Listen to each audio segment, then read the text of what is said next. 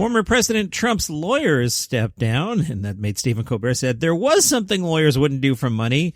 That's rats fleeing a sinking rat. Kimmel said Trump wanted his lawyers to make the case that he won the election and they quit, so this should be fun. Fallon, yep, Trump and his lawyers disagreed on strategy. Apparently Trump got upset when he wanted to have one. Colbert, the brilliant legal strategy of pointing out to the jury how motivated you were to commit the crime. Seth, at this rate, Trump's going to be the first president to show up to his impeachment trial with a public defender. Corden, Trump suddenly found himself without any legal representation, which is still a huge improvement over being represented by Rudy Giuliani. Fallon, Trump was furious, not that they quit, that he couldn't fire them on Twitter. Colbert, a source close to the ex-president, described it as a mutual decision. Oh, totally mutual. No, Carol did not divorce me. We divorced me. We also agreed that the lawn was the perfect place for all my shirts. About Trump's new lawyers, Colbert said, these guys have a lot in common. When he was a Pennsylvania DA in 2005, Bruce Castor declined to prosecute Bill Cosby as part of a secret agreement, although it's possible Castor did not know and Cosby just dropped the secret agreement into his drink. Wow. Colbert. Meanwhile, days before Jeffrey Epstein died, Trump lawyer David Schoen actually met with the accused child sex trafficker about joining his defense. My God, who on earth would hire Jeffrey Epstein's defense lawyer? Oh, Jeffrey Epstein's wingman? Yeah, that makes sense. Wow. Fallon, what? The guy who defended Saddam Hussein was not available? And Fallon again, I mean, even Rudy Giuliani thought, you're going with these guys?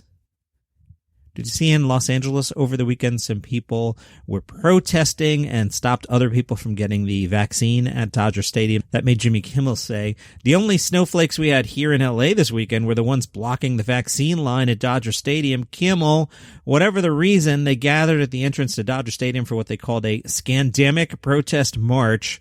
They blocked traffic. They delayed the vaccination for about an hour. And now, see, this is where we really miss Tommy Lasorda. He would have cleared that mess out in about a minute. Trevor, whoa, these people in L.A. had to sit in their cars for an hour? How did they notice? Colbert, for Pete's sake, it takes 2 hours just to change lanes on the 405. Colbert, the protest organizers wanted people to be open to their message, so they urged attendees to refrain from wearing MAGA attires. We want our statement to resonate with the sheeple.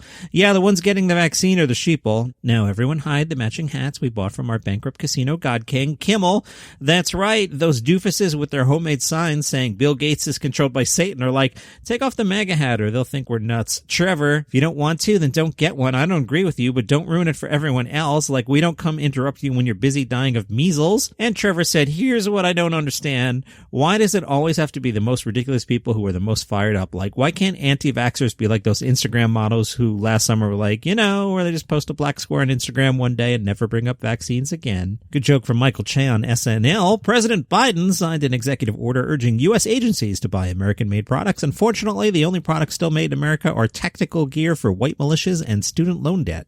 Seth Meyers got fired up when Nikki Haley told Fox News there was no basis for Trump's impeachment. Haley said, they beat him up before he got in office. They're beating him up again after he leaves office. I mean, at some point, give the man a break.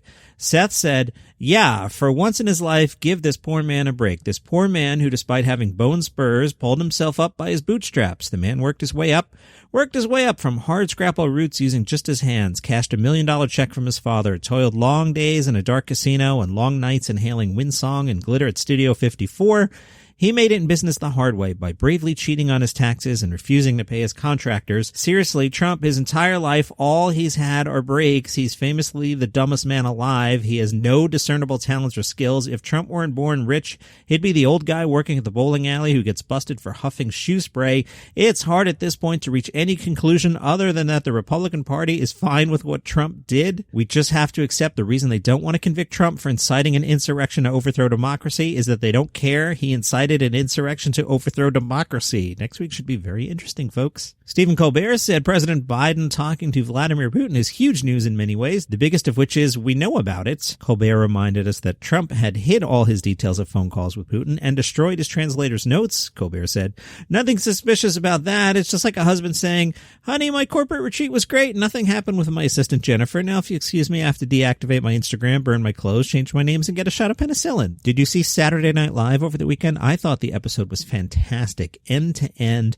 I really liked too. I thought the sketches this week were silly, and I don't know how to quite explain that. Maybe it's after 5 years of political edgy sketches. I just felt like they were having silly fun this week. I liked when John Krasinski came on as Tom Brady. If you missed it, Kate McKinnon was doing a bit asking about if things still worked or not. So she had Tom Brady on, and she said, "You're supposed to win football games, and you keep winning football games. You might be the only thing in America that still works." Krasinski Brady said, "Yeah." McKinnon, "So I guess everyone must be rooting for you." Krasinski Brady, "Almost no one." McKinnon, "It's not like you're some weird Trump guy, right?" And then Tom Brady said, "Thanks for having me." It was pretty funny. There was a good sketch, too, about Georgia turning blue that played on various, stereotypes of Georgians and flipped them on its head. That was very funny. Adam Carolla apparently did not enjoy Saturday Night Live. He went on Fox News. He spoke to America's Newsroom. Carolla said, "Honestly, I get what there is to hate about Donald Trump. What is there to love about Joe Biden? That's the bigger question. If you're SNL, okay, you hated Trump, fine. Why do you love Joe Biden? There's nothing to love about Joe Biden unless you're scared of being canceled. And the fact that this cancel culture has drifted over to comedy is absolutely insane. No comedians are saying anything about Governor Gavin Newsom or Governor Cuomo. Where are the comedians? They're scared. And that's a scary place to be." I'll answer that one for you, Adam Carolla. Check out Tim Dillon's podcast every Sunday. I think he does about a half hour on Newsom or Cuomo every week, so at least that's one.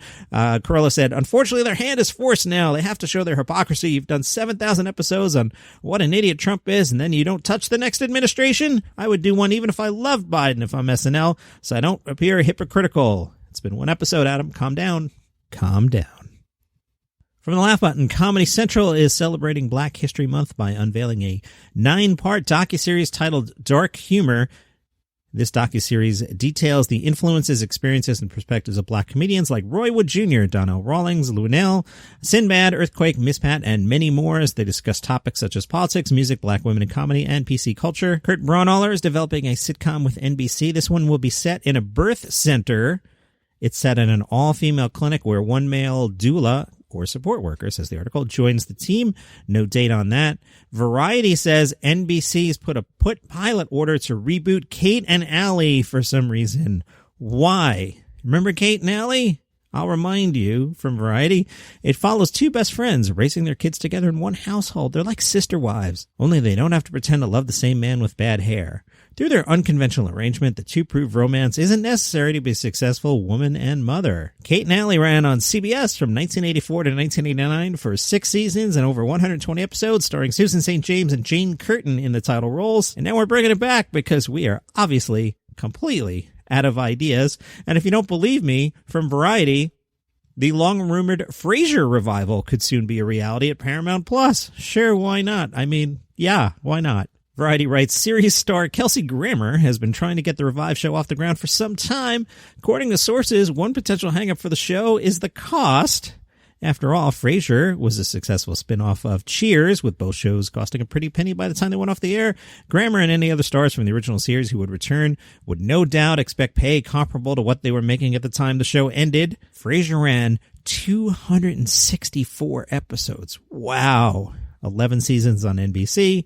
Let's just bring back Happy Days. It's the 1980s in Milwaukee. The Fonz is 75. He's hanging out with Richie at Arnold's. Let's do it. From darkhorizons.com, your home for comedy news, they are making Batman the Audio Adventures. Why am I telling you about this? It's a comedy. Jeffrey Wright will voice Batman in a comedic podcast for HBO Max later this year. Other people scheduled to appear include, I'm not going to read everybody, Jason Sudeikis, Chris Parnell, Brent Spiner, Seth Meyers, Fred Armisen, Melissa Villasenor, Bobby Moynihan, Kenan Thompson, Tim Meadows. Do you see the SNL pedigree here? Paul Scheer is part of this. That sounds like fun. Batman the Audio Adventures coming out later this year. Jackie Novak and Kate Berlantz stopped by Seth Meyers' show to talk about their wellness podcast. It's called Poog, P-O-O-G. Seth asked Novak and Berlant to share their thoughts on crystals, but they refused to play into his little late-night game, says Vulture. Novak said, they're simply not a joke, if that's what you're going for, Seth. Perhaps you think I'm going to mock them. Kate will have a little jab here or there, but to mock crystals is humiliation of its own, and we won't go there. I assume since the podcast is called Poog, they're just making fun of Goop, and this was all a put-on, I hope. Sounds like it was a weird appearance. At another point in the interview, Novak said to Seth Meyers, I think the lack of audience has been deeply freeing for you in some senses. Right after you say a joke, what happens in that space? What are you doing in that moment when there isn't a studio audience to laugh at your joke? I think you're talking to God. Alrighty then. That's the end of the episode proper. I'm going to tell you about a donut caper that I had. But as far as comedy news for today, if that's all you wanted, you were dismissed. If you want to hear about the donut caper, you can stay.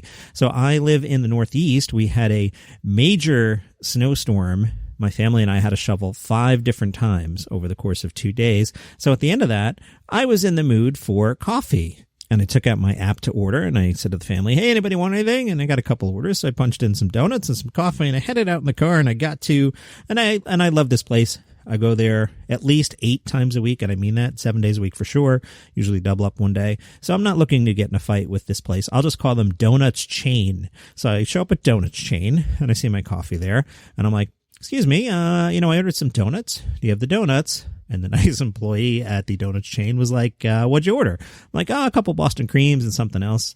We don't have Boston cream. Okay, can I substitute something else in, sir?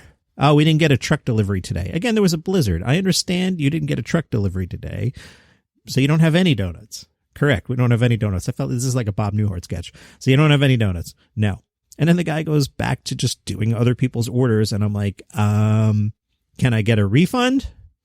Well, can you come back tomorrow? I don't want to come back tomorrow. Can I either get donuts or a refund? And as another guy online, he starts laughing. He's like, I don't think your request is that ridiculous. They did give me the refund. Thank you very much, Donut Chain.